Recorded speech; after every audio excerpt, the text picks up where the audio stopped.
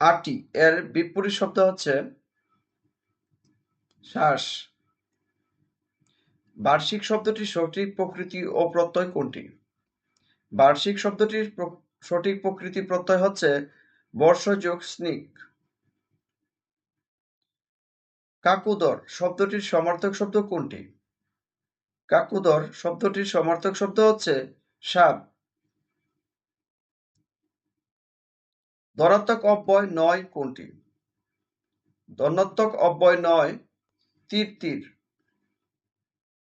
নিচের কোনটি উচ্চ মধ্য পশ্চাৎ স্বরধ্বনি?